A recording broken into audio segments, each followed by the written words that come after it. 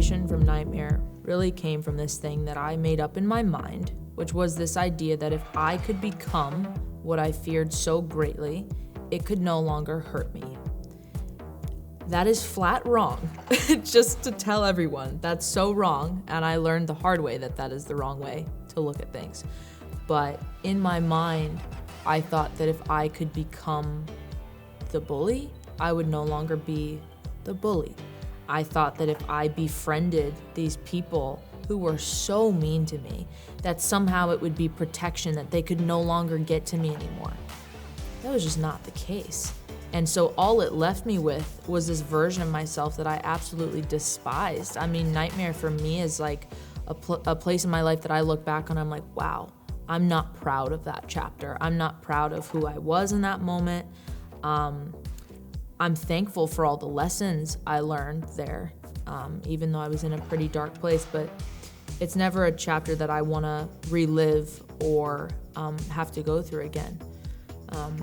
I think that I was searching for power somewhere in the pain. I thought that I could find maybe power in all of the anger I was feeling. I think nightmare was a time in my life where I was so angry. I mean, I woke up every day in a terrible mood.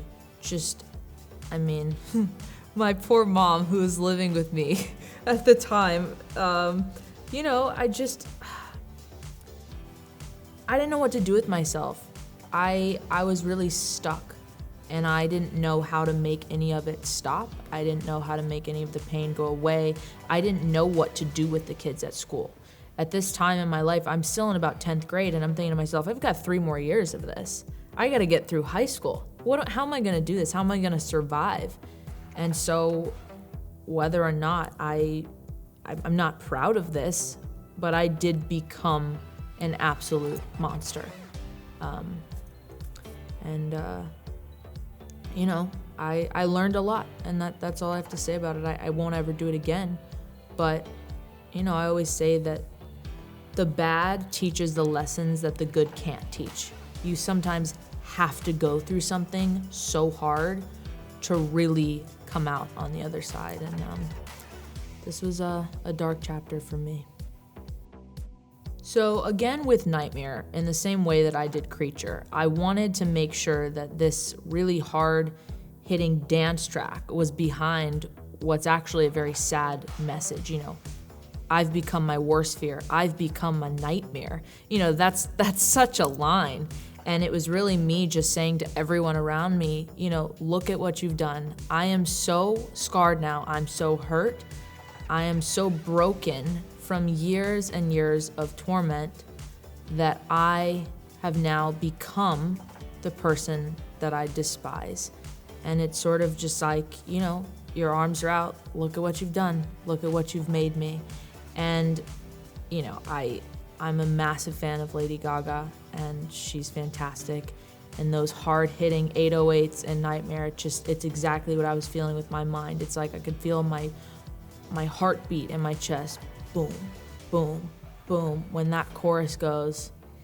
And that song makes me feel almost completely alive and yet dead at the same time. I can't even explain it. It's like I feel so empowered, and yet I hate who I am in that moment.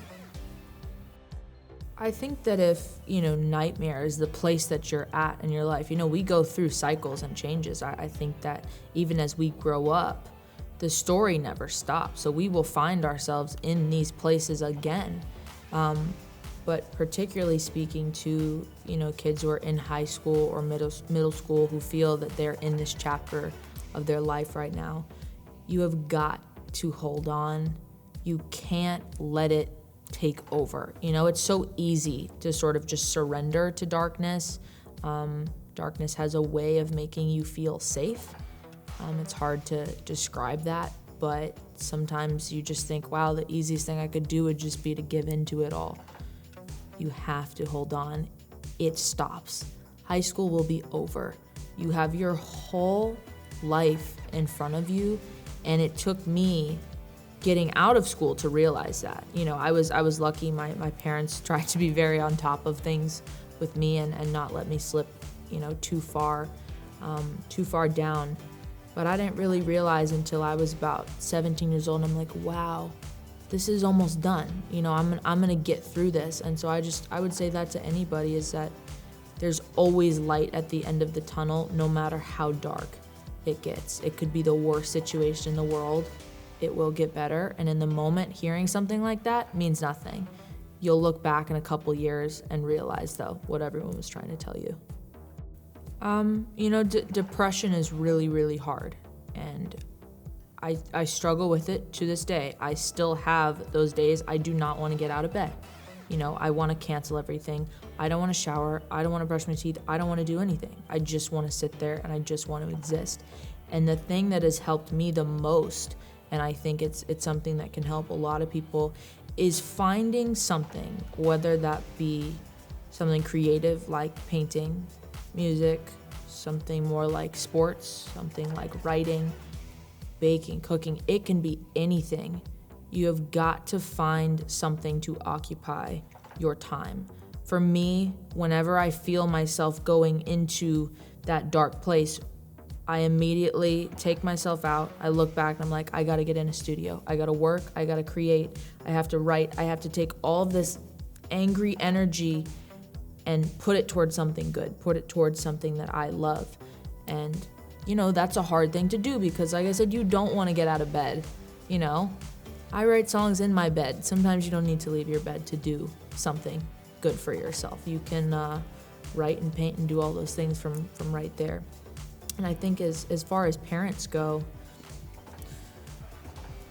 as much as you can support your child, sometimes I think that just listening is enough. Just being there is enough. You don't have to have all the answers. My mom, just knowing she was home was enough for me.